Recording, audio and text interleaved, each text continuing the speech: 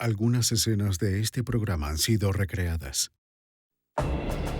En la mañana del 3 de marzo de 1993, en Silver Spring, Maryland, Vivian Rice se detuvo en la casa de su hermana de camino al trabajo. Pero esa mañana algo no estaba bien.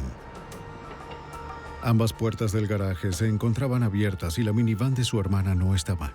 Dentro de la casa, Vivian descubriría un salvaje triple homicidio, ejecutado por uno de los asesinos más despiadados y astutos que hubiera desafiado al FBI. La evidencia se acumula, no tienen sospechosos evidentes. El centro de comercio es bombardeado. Ted Kaczynski es arrestado. Fugitivo a un prófugo.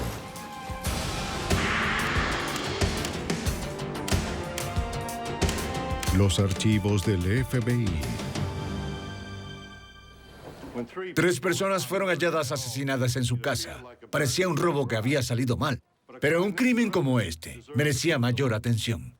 El sospechoso que más se beneficiaba por estas muertes también tenía la coartada perfecta. Una prueba fotográfica de que estaba a más de 4.000 kilómetros cuando se cometió el crimen. Soy James Castro, exdirector del FBI en Nueva York. Nuestro trabajo, encontrar las grietas en las coartadas más sólidas. En este caso, tuvimos un trabajo hecho a la medida para nosotros. El sicario. Un oficial de la policía del condado de Montgomery, Maryland, respondió a la llamada frenética a emergencias de Vivian Rice. Encontró una víctima femenina muerta, justo detrás de la puerta principal. También encontró una segunda mujer muerta y a un niño, asesinado al parecer en su cama. Sí, tengo 3 víctimas aquí. Necesito detectives, técnicos forenses también. Durante el día y la noche, los investigadores registraron la escena buscando evidencias y revisaron con minuciosidad dentro y fuera de la casa. Pronto identificaron a todas las víctimas. Mildred Horn era una madre divorciada de 43 años, empleada como azafata de American Airlines. Había recibido 3 disparos en la cabeza. Su hijo tetrapléjico de 8 años, Trevor, quien requería cuidados las 24 horas, parecía haber sido asfixiado. La policía lo encontró desconectado de su respirador. Y a la enfermera de Trevor, Janice Saunders, de 38 años, le habían disparado 2 veces, en el cráneo y en el ojo. Los técnicos forenses comenzaron a trabajar de inmediato. Fueron cuidadosos, pero había poca evidencia que recolectar. Encontraron un fragmento deformado de una bala en la madera a un lado de la ventana de Trevor. Los investigadores tomaron hisopos, recolectando con cuidado muestras de sangre para hacer pruebas de ADN, pero la sangre solo coincidió con el ADN de las víctimas.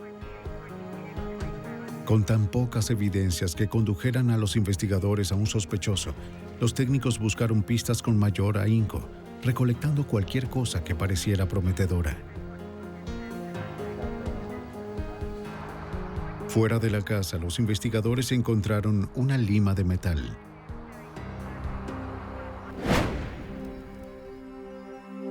La policía fue minuciosa, pero el asesino había sido meticuloso. El detective de homicidios Craig Wittenberger, del condado de Montgomery, Maryland, nombrado como investigador principal, luchó para darle sentido al caso con 3 víctimas indefensas, sin motivos aparentes y pocas pistas. Había algunas cosas que nos parecieron extrañas. Creo que siempre desde el principio de la propia investigación dentro de la casa, en el área del vestíbulo, había un armario cuyos objetos habían sido arrojados, habían esparcido todo por el closet, por el suelo. Encontramos un bolso que luego supimos que había sido de Millie.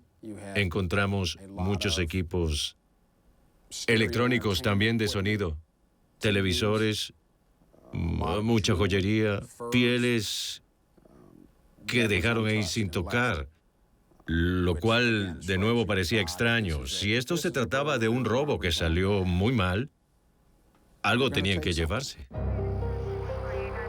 De hecho, la minivan de Mildred no estaba en el garaje como su hermana había notado. Pero pronto la encontraron, no muy lejos de la casa.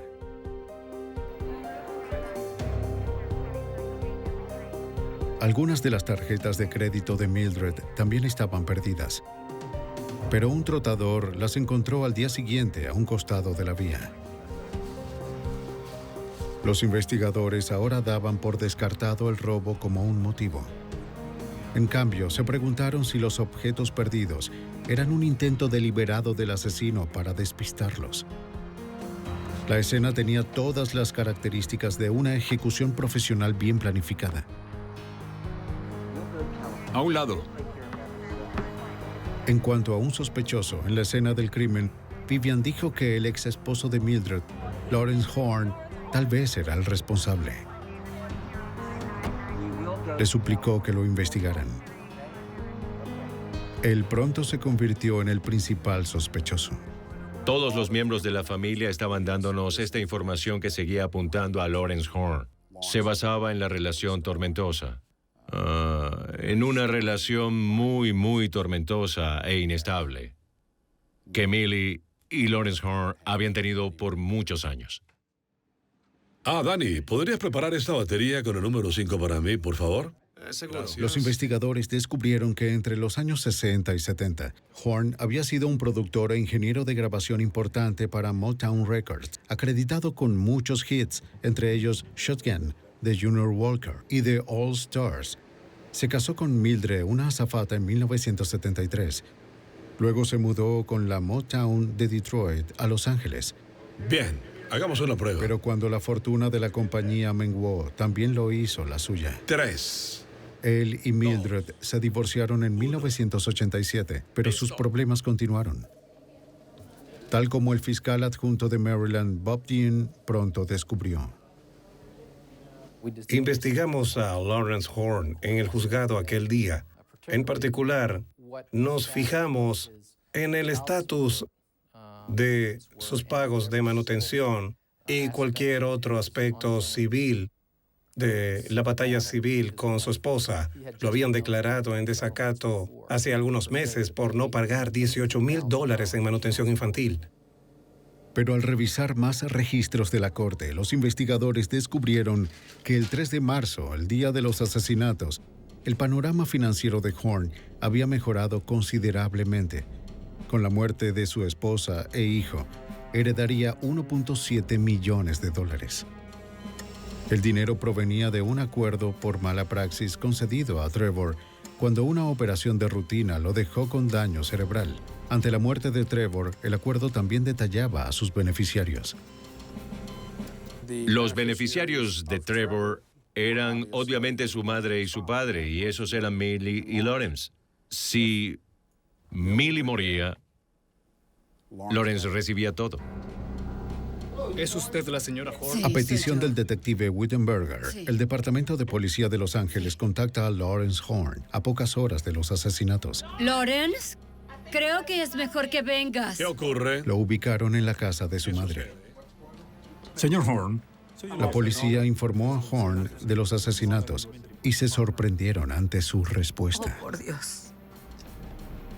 Soy un sospechoso. No, señor. El comportamiento del señor Horn fue muy extraño. Fue tan extraño que los oficiales de policía comenzaron a tomar nota desde el principio.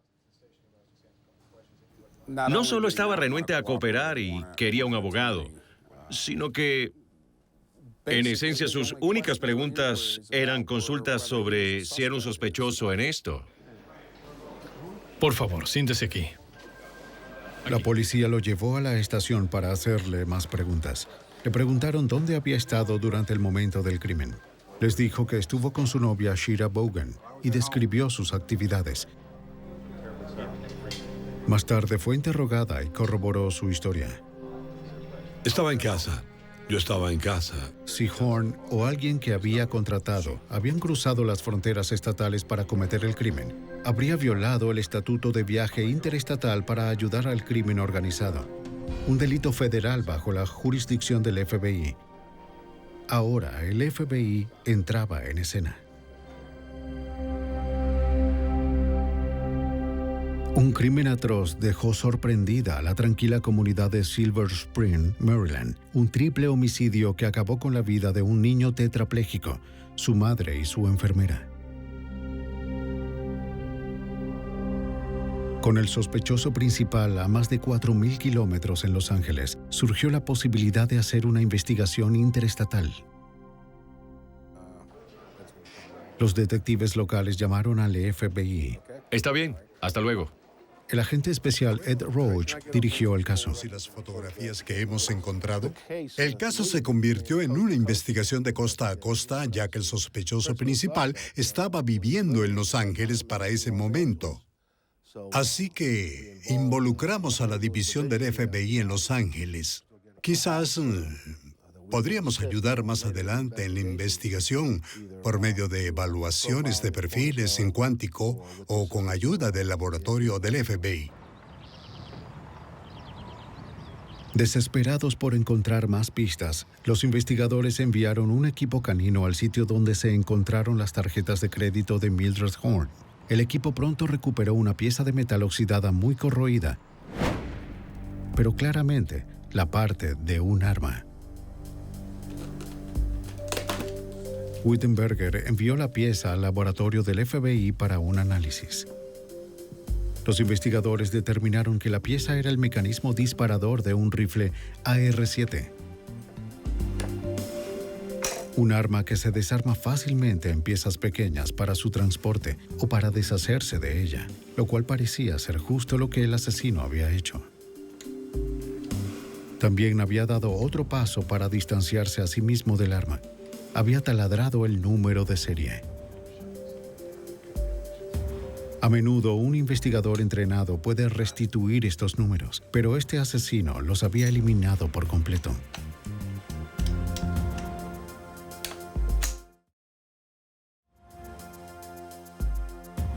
Otro experto en armas de fuego determinaría por cuánto tiempo había permanecido el arma a un lado de la vía. Los análisis mostraron que la corrosión era consistente con el tiempo transcurrido desde que habían ocurrido los asesinatos, así que era muy probable que esta fuera el arma homicida. Mientras que el laboratorio del FBI procesaba la pieza del arma, los investigadores en Maryland entrevistaban a Tiffany Horn, la hija de 18 años de Lawrence y Mildred. Era estudiante de la Universidad Howard en Washington, D.C. Le hicieron una prueba de rutina con el polígrafo, la cual pasó con facilidad.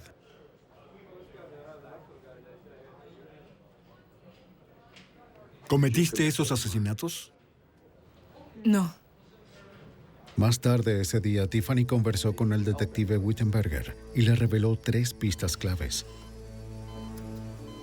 La primera era algo que había sucedido en el verano de 1992. Su padre la había llamado pidiéndole que filmara el exterior de la casa de su madre, junto con la habitación de Trevor. La idea era tan extraña que solo grabó a Trevor y a su enfermera, con Trevor en su cama conectado a un respirador. Tiffany le dio la cinta a su padre. Ahora Wittenberger y el FBI se preguntaban si Horn quería que alguien supiera cómo era la fachada de la casa. Luego, el 1 de marzo, 2 días antes de los asesinatos, Horn la llamó de nuevo. Quería saber dónde estaría su hija menor Tamiel en los próximos días.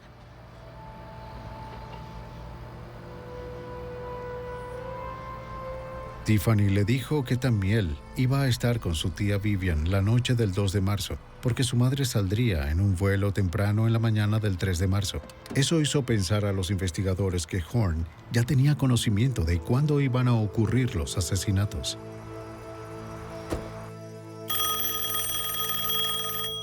Tiffany compartió otro incidente revelador ese día.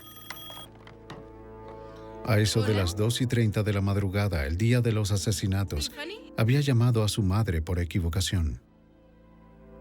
Tiffany se equivocó al marcar el número. Quería llamar a su novio. Está bien, adiós. Se disculpó y colgó. La hora de la llamada ayudaría a los investigadores a estimar la hora de los asesinatos, junto con otra observación. Las enfermeras de tiempo completo hacían un registro cada hora en un libro cerca de la cama.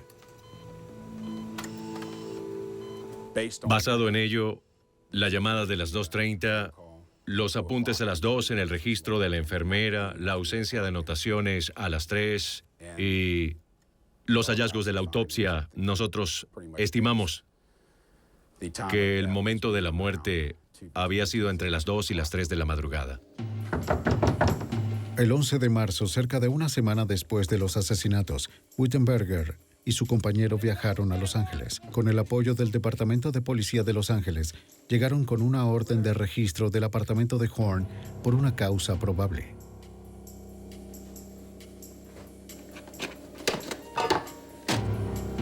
Se llevaron cientos de audios y grabaciones en video. La policía también encontró computadoras, documentos personales, libretas telefónicas, estados bancarios y registros telefónicos. Correcto. Sí, creo que nos va a tomar de 2 a 3 horas. De vuelta en la estación, los investigadores comenzaron la ardua tarea de revisar todo lo que habían encontrado. Imprimieron cientos de páginas provenientes de los discos duros de las computadoras de Horn. Descubrieron que había escrito notas a mano en los documentos relacionados con el acuerdo monetario de Trevor. Las notas confirmaron lo que ya sospechaban. Horn sabía muy bien qué podría ganar en el caso del fallecimiento de su hijo y estaba al tanto de las implicaciones legales del acuerdo. Los investigadores también encontraron un mapa que fue revelador. Era un dibujo hecho a mano que mostraba el vecindario de Mildred Horn. Las calles estaban trazadas y etiquetadas. Una X y sus iniciales marcaban su casa. ¿Había dirigido Horn a un extraño para encontrarla? ¿Quizás un sicario? Entre los cientos de horas de grabaciones que fueron recolectadas y proyectadas, un video casero sobresalió. Horn se había grabado a sí mismo frente a su televisor, el cual mostraba la guía de programación del cable. El canal mostraba claramente la fecha y la hora. 11:45 de la noche, 2 de marzo de 1993, hora de California. 2:45 de la madrugada, 3 de marzo, hora de Maryland. Era justo la fecha y hora de los asesinatos. Los investigadores rápidamente lo etiquetaron como cinta de coartada, ya que parecía haber sido creada para dicho propósito. Ahora Wittenberger y el FBI parecían tener pistas importantes, pero seguían lejos de arrestar a la mente maestra de este crimen despiadado.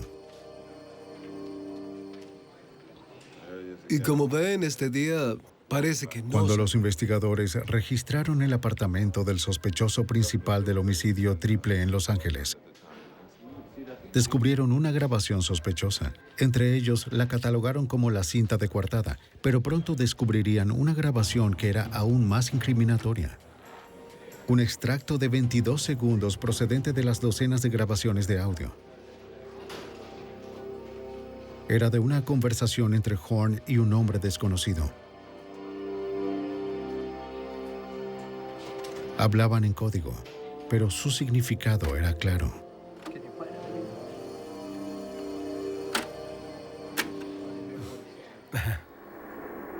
¿Puedes hablar? No. De acuerdo. Está bien, estoy sentado allí. ¿Puedes? Pude tomar una foto de él, ¿entiendes? ¿Entiendes? Allá, pero no pude. El ruido, ¿entiendes lo que digo? No pude tomar las otras, no lo hice, no quería ir al frente. Después de escuchar eso, pensamos que el señor Horn estaba en Los Ángeles en ese momento. También pensamos, luego de escuchar esa conversación, que tal vez era el individuo que había cometido los homicidios quien hacía la llamada. Con la ayuda del FBI, los investigadores solicitaron a AT&T los registros telefónicos de todas las llamadas desde la residencia de Lawrence Horn desde una semana antes de los asesinatos hasta una semana después. La mayoría no tenía importancia, pero 4 llamadas de larga distancia destacaron. 2 habían sido hechas días antes de los asesinatos desde un teléfono público en Detroit. Las otras 2 fueron hechas a tempranas horas del 3 de marzo desde teléfonos públicos cerca de la casa de Mildred Horn, una fuera de un restaurante Denny's y la otra desde un Days Inn. La llamada desde Denny's se había hecho a la casa de Lawrence Horn a las 5:12 de la mañana, hora de Maryland, pocas horas después de los asesinatos.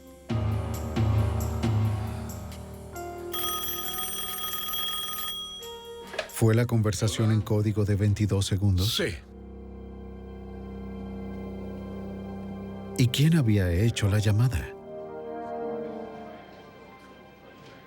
Sí, de acuerdo. Miren esto. Los investigadores invirtieron horas analizando docenas de solicitudes de registro de moteles cercanos. Una revisión de los hoteles y moteles en el área, en un radio de varios kilómetros alrededor de la escena del crimen, tuvo como resultado un individuo que se registró a eso de la medianoche, el día en que fueron cometidos los asesinatos, con una licencia de conducir de James Edward Perry. James Edward Perry parecía ser un sospechoso prometedor.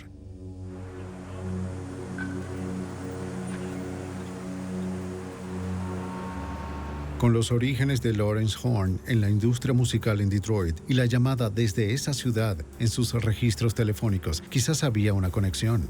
Una revisión de antecedentes reveló que Perry había estado en prisión durante 10 años por dispararle a un agente estatal de Michigan, luego de haber intentado robar un banco a principios de los 70. Ahora era un ministro. Alegaba que era capaz de escoger los números ganadores de la lotería. Las personas lo llamaban para pedirle su consejo. Tenía tarjetas de presentación y folletos que entregaba diciendo ser, como mencioné, un ministro. Creo, si mal no recuerdo, se hacía llamar el apóstol James. Mientras los investigadores descubrían más sobre Perry, Wittenberger detectó otro rastro. En los registros telefónicos de Lawrence Horn, notó que algunas llamadas se habían realizado con una tarjeta telefónica. Solicitó los registros. El nombre en la tarjeta era de Camila McKinney. Los agentes del FBI fueron a la dirección de Camila. En su lugar encontraron a Marcia Webb, quien resultó ser la prima de Lawrence. Dijo que Horn le había pedido que solicitara la tarjeta alegando que la necesitaba por negocios.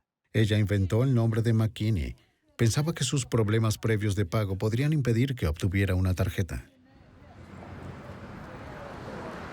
Los registros de la tarjeta telefónica revelaron una compleja red de llamadas telefónicas. Comenzaron casi un año antes de los asesinatos y continuaron varios meses después. Examinamos los registros para la cuenta de esa tarjeta telefónica y observamos que habían hecho numerosas llamadas entre 1992 y 1993 desde teléfonos públicos en Los Ángeles. Teléfonos públicos que pudimos marcar en un mapa de la calle, en principio, dentro de una distancia a pie desde la casa de Lawrence Horn, dirigidas a la casa de James Perry en Detroit. Del mismo modo, hubo numerosas llamadas desde el 92 hasta 1993 provenientes de teléfonos públicos en varias partes de Detroit, sobre todo en el lado este donde James Perry vivía, hechas a la casa de Lawrence Horn en Hollywood. Nos dimos cuenta que Perry estaba ansioso por el resto de su pago y asumimos que Jordan estaba esperando su botín por la herencia de su hijo. Pero si parecía que los investigadores al fin se habían sacado la lotería, el premio seguiría fuera de su alcance. Conectar a los sospechosos con las llamadas requería un trabajo arduo de investigación, registrar la fecha y el número telefónico donde cada llamada había sido hecha y recibida, y luego intentar poner en la escena a los sospechosos. Horn y Perry habían cubierto sus rastros con un entramado de engaños.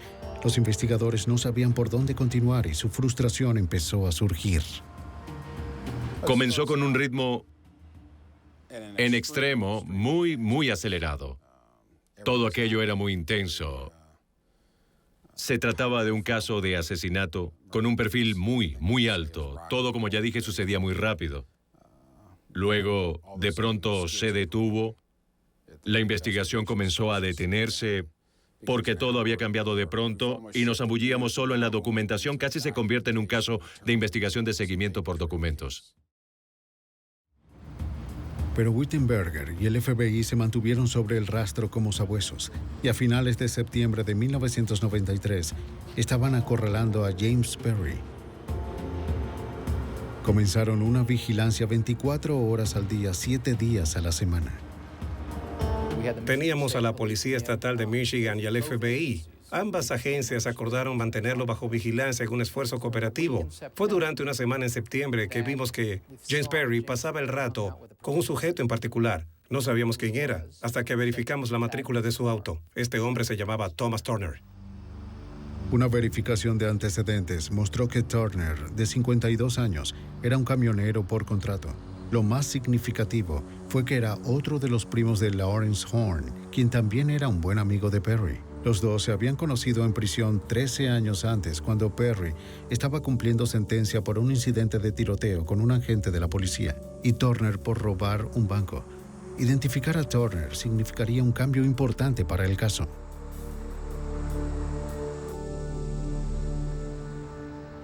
Pero por ahora, los investigadores esperaban algo más inmediato. Wittenberger y un agente hicieron gestiones para intervenir los teléfonos. Le hicieron una visita a Perry pensando que él contactaría a Horn y comenzaría a hablar. Los investigadores hablaron brevemente con Perry, pero admitió que estaba en Maryland el 3 de marzo, aunque dijo que era por negocios y que no sabía nada sobre los asesinatos.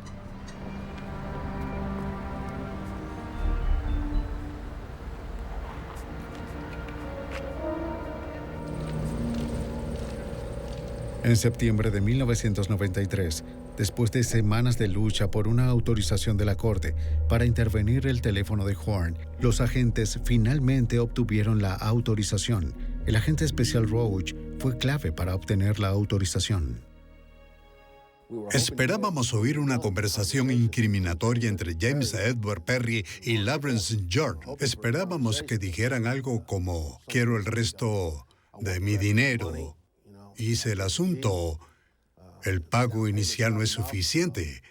Me prometiste esto y lo otro. Solo obtuve esto y ahora quiero el resto de mi dinero. O quizás serás el siguiente. Algo así habría sido estupendo. Pero Horn y Perry eran muy astutos para dejar que algo se les escapara. Para mediados de noviembre, con la investigación a toda máquina, dejaron de hablarse por completo. A pesar de meses con progresos lentos pero firmes, Horn y Perry seguían un paso adelante de la ley.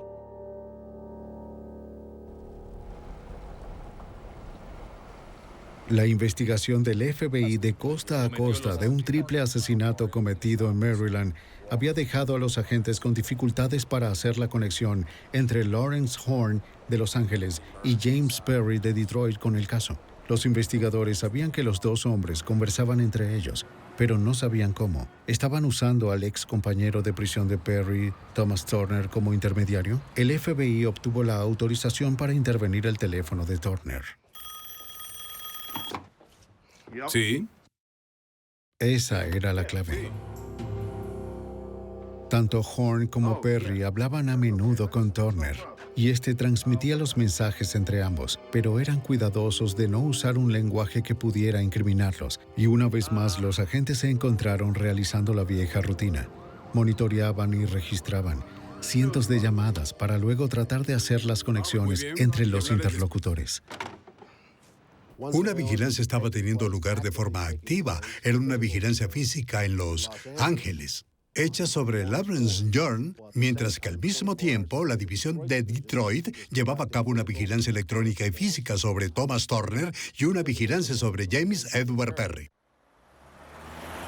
Al igual que antes, hacían pocas conexiones entre llamadas e interlocutores, pero en su mayoría el proceso parecía una prueba de resistencia y dedicación. Horn y Perry estaban desafiando su paciencia. Luego, cerca del Día de Acción de Gracias, después de 3 meses agotadores, los investigadores obtuvieron lo que buscaban. Perry se estaba preparando para mudarse. Los agentes obtuvieron una orden federal para registrar su residencia antes de que se fuera. Era una misión peligrosa. Perry le había disparado a un policía de Michigan y era conocido por poseer armas de alto calibre. Un equipo SWAT del FBI hizo la entrada. Wittenberger y su compañero lo siguieron.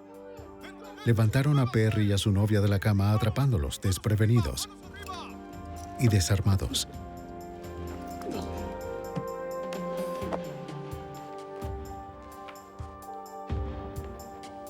Entonces comenzaron a registrar la casa. La policía recolectó cintas de videos, estados bancarios y otros documentos. Gran parte de lo que encontraron parecía extrañamente fuera de lugar para estar en la casa de un llamado ministro. Había reliquias vudú, revistas Soldado de Fortuna y libros sobre temas como investigaciones criminales, manejo de heridas por arma de fuego o interpretación de manchas de sangre como evidencia. Los investigadores también esperaban probar que Perry había comprado los libros. Llamaron a las editoriales obteniendo solo una respuesta de Paladin Press. Un cheque cancelado probaba ser el punto de inflexión en este caso. Perry había ordenado 2 libros de Paladin Press cerca de un año antes de los asesinatos. 2 publicaciones escalofriantes: Sicario, un manual para contratistas independientes, y Cómo construir silenciadores desechables. Cuando uno lee estos libros es muy inquietante observar la cantidad de similitudes y paralelismos entre el libro Sicario y lo que había ocurrido en la casa de Emily aquel 3 de marzo. Al fin las piezas comenzaban a encajar. Lo de la minivan perdida de Mildred tuvo explicación. Perry la había usado para regresar a su auto rentado, el cual había estacionado a cierta distancia de la escena del crimen, como recomendaba el libro. Las tarjetas de crédito encontradas por un trotador en una vía cerca de la casa también tuvieron sentido. Decía que si se quería hacerlo parecer un robo, había que desordenar la casa, tomar algunos objetos y arrojarlos a un lado del camino. Indicaba que se lanzaran las partes del rifle a un lado de la vía. Otro detalle que recomendaba el libro era tomar una lima estrecha y pasarla a través del barril del rifle, y una lima estrecha se encontró en el patio con depósitos químicos consistentes con la pólvora residuales del arma de fuego. El libro también sugería utilizar un rifle AR-7, el tipo de arma cuyo mecanismo disparador ya había sido encontrado. Del mismo modo, los investigadores determinaron que la única bala encontrada en el cuarto de Trevor era de calibre 22, popular entre los asesinos. Las de calibre 22 se deforman al entrar en el cuerpo humano, así que es difícil hacerlas coincidir con un arma. También son pequeñas, discretas y de bajo costo. En enero de 1994 hubo otro gran descubrimiento en el caso. Luego de meses de presión de Wittenberger, una citación del gran jurado al fin hizo que arrestaran a Thomas Turner. Acordó hablar a cambio de inmunidad.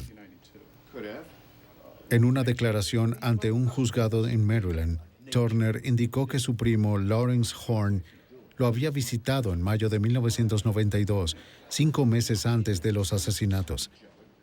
Aunque Turner no lo había visto en 20 años, Horn de inmediato se quejó de problemas con su ex esposa Mildred. Turner le dio el nombre de James Perry. Eso era todo lo que Turner dijo, aunque Wittenberger creía que sabía mucho más. Por suerte, con eso bastaba.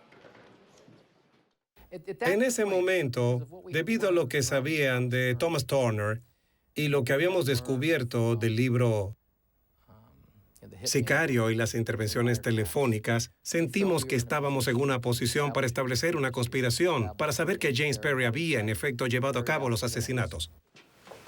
Ese verano, Wittenberger arremetió. El 19 de julio de 1994, arrestó a Horn en su departamento de Los Ángeles sin incidentes.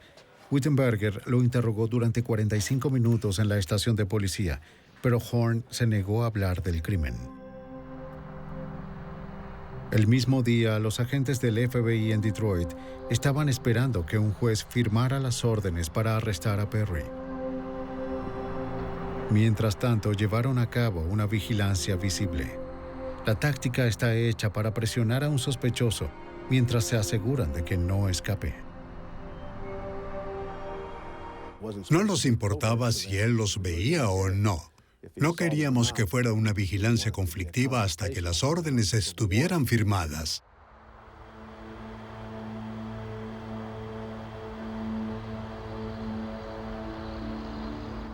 Una vez terminadas las órdenes, los agentes podrían arrestar a Perry. Hasta ese momento solo podrían seguirlo abiertamente, a sabiendas de que él sabía que estaban allí. No iban a perderlo de vista ni un momento. Perry empezaba a molestarse cada vez más. El FBI no se detuvo. Parecía que Perry se preguntaba qué estaba tratando de hacer el FBI, aunque se veía más irritado que preocupado.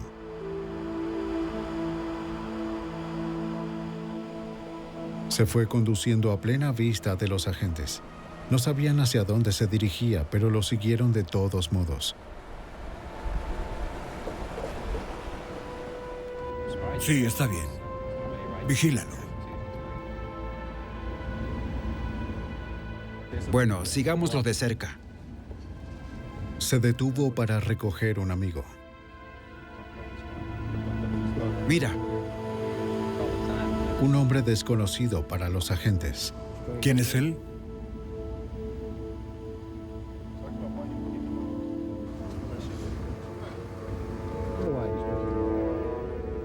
Ambos se fueron en el auto de Perry, con la unidad de vigilancia cerca de ellos. Bueno, continuemos detrás de ellos.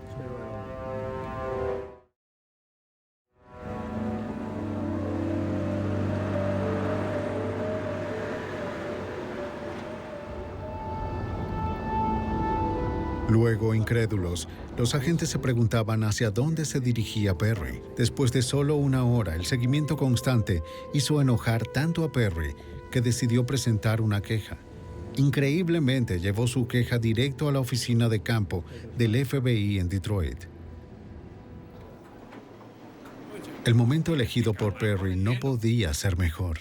Él y su amigo llegaron a la oficina justo cuando los agentes del FBI esperaban la respuesta final sobre su orden de arresto. Oye, esto es una mala idea. ¡Ahora! Es una mala idea. Quiero ver a un agente ahora mismo. Perry exigió ver a un agente y lo atendieron con rapidez. Un empleado llamó al agente especial Roach. Yo no me voy a calmar. Bien, háganlo pasar. Vamos, hágase a un lado, por favor. Bien, ¿en qué puedo ayudarlo? Mientras los agentes lo registraban buscando armas, Perry confrontó a Roach, queriendo saber si los agentes iban a arrestarlo o si solo planeaban acosarlo. Aprecio mucho su ayuda, señor. En minutos, esperábamos una llamada telefónica del condado de Montgomery para decirnos que las órdenes habían sido firmadas. ¿Qué haces, amigo? ¿Qué haces? Y que había sido acusado por 3 asesinatos y que de hecho estaba bajo arresto. Está bajo arresto. Pero ahora, aún con ambos hombres bajo custodia, faltaba una pregunta. Si Perry había sido el sicario, ¿cómo le había pagado Horn por el crimen? Después de meses de una persecución incesante de investigadores locales y del FBI, los escurridizos Horn y Perry estaban finalmente bajo custodia. Pero aún quedaba una pregunta inquietante. ¿Cómo le había pagado Horn a Perry por el crimen? La respuesta llegó 2 meses después, solo como resultado de un trabajo aún más arduo de investigación. A medida que corroborábamos los resultados de la revisión en la casa de James Perry, notamos esta fotografía que en esencia mostraba varias cintas de cassette que James Perry tenía. Ese era el propósito de la fotografía. Pero debajo de uno de los objetos vimos una tarjeta de Western Union. Obtuvimos varios registros de Western Union que nos mostraban que había, sin duda, un número de transacciones desde Los Ángeles para la novia de James Perry, Pauline McGee. La persona que hacía los envíos era George Bernard Shaw. Ahora teníamos otra área para investigar por otros meses. Luego de más indagaciones, Dean descubrió que un hombre llamado George Bernard Shaw había muerto en julio de 1992 en un accidente automovilístico en Los Ángeles. Cuando Dean revisó el LA Times publicado el día de la muerte de Shaw, descubrió la conexión con el sujeto, aunque no fue en su obituario. Vimos en la portada que Mary Wells había muerto. Y para aquellos de nuestra generación, fue una gran estrella Motown. En la página del obituario había una gran historia sobre la muerte de Mary Wells en Los Ángeles. En la esquina inferior derecha había una lista de otras personas que también habían fallecido. Uno era un hombre llamado George Bernard Shaw, sin información sobre él, solo el nombre del cementerio. Lawrence Horn había usado el nombre de este hombre común fallecido como la fachada de sus pagos, los cuales habían sido realizados con el dinero que Horn había ahorrado. Casi 2 años después del crimen, los investigadores ya tenían armado el rompecabezas. Había sido un asesinato a sueldo, frío y premeditado, que tomó más de 1 año planificar. James Perry había seguido las instrucciones del libro Sicario casi al pie de la letra. Perry compró un rifle AR-7 y taladró el número de serie como sugería el libro. Construyó un silenciador desechable, siguiendo las indicaciones del libro. Cortó las partes con cuidado y las ensambló. También empacó un bolso con insumos, un traje marrón de mecánico para poder caminar por el vecindario de Mildred, luciendo como un técnico y guantes de látex para así no dejar huellas. En los meses previos al crimen, él y Horn conversaron a menudo, discutiendo cada detalle. A petición de Perry, Horn le envió un mapa del vecindario de Mildred y un video de la habitación de Trevor. Horn había escogido una fecha para cuando Tamiel estuviera fuera de la casa, su única muestra de misericordia en este crimen inhumano. En el día pautado, Perry condujo un auto rentado por Turner desde Detroit. Se registró en un motel cerca de la casa de Mildred en Maryland. Perry pagó con efectivo, como recomendaba el libro, esperando que el motel no le solicitara una identificación. Lo siento, necesito una identificación. Estoy pagando en efectivo. Señor, necesito ver una... Pero se la pidieron. Sin la fotocopia de su licencia de conducir, la policía podría no haber descifrado el caso. No podíamos creer que hiciera algo tan tonto, que lo había ubicado en Silver Spring, Maryland, en la fecha y momento de los asesinatos. Entonces condujo su auto rentado hasta un centro comercial cerca de la casa de Mildred y caminó desde allí, siguiendo el mapa dibujado a mano por Horn.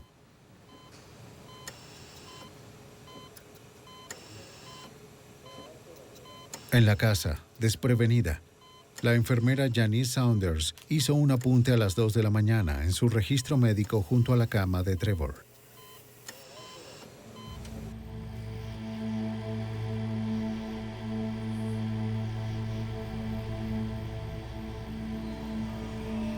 Perry se acercó a las puertas francesas detrás de la casa como estaba planeado.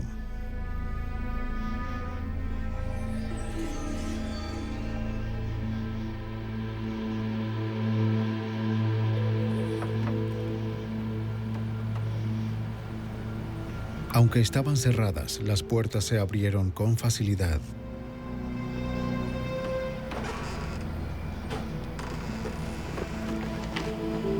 Entró apenas haciendo ruido.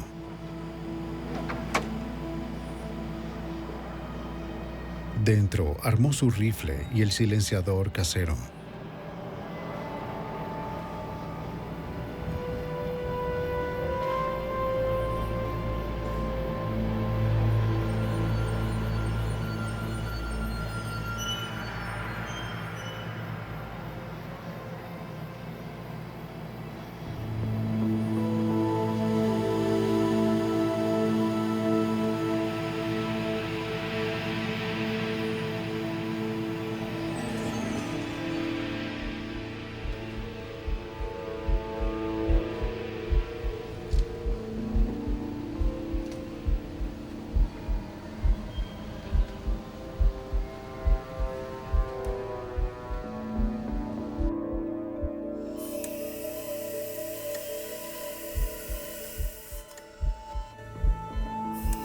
Probablemente tomó a Saunders por sorpresa.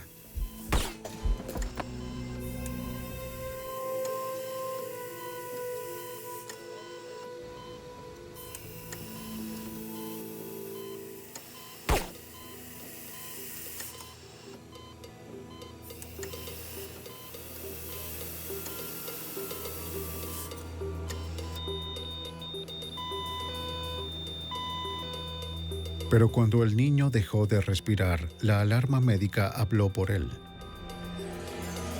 Arriba, su madre se despertó.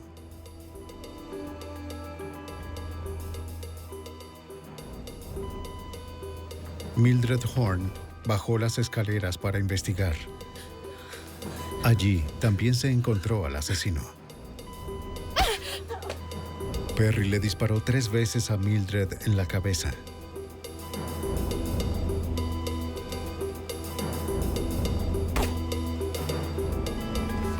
Luego, Perry desordenó la casa para que pareciera un robo que había salido mal. Como indicaba el libro, tomó las tarjetas de crédito de Mildred. Pero al parecer, el sonido persistente de la alarma médica inquietó incluso a este asesino calculador. Se apegó a las instrucciones del manual. En su salida, taladró el barril del arma usando una lima para burlar las pruebas de balística como señalaba el libro. Para escapar con rapidez, condujo la minivan de Mildred hasta donde estaba estacionado su auto rentado. En el camino arrojó las tarjetas de crédito de Mildred y las partes del arma, aunque solo fue encontrado el mecanismo disparador. De acuerdo, está bien. Estoy sentado allí. Pude tomar una foto de él, ¿entiendes? ¿Entiendes? Allá, pero no pude... El ruido, ¿entiendes lo que digo? No pude tomar las otras, no lo hice, no quería ir al frente.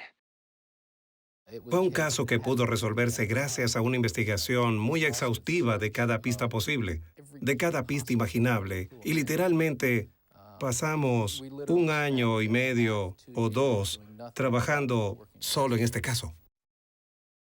En septiembre de 1995, 2 años y medio después de los asesinatos, James Perry fue llevado a juicio en Maryland. Bob Dean fue el fiscal especial por su conocimiento íntimo del caso. Perry recibió una sentencia de por vida por conspiración y 3 sentencias de muerte por los asesinatos. Esas sentencias fueron cambiadas a sentencias de por vida.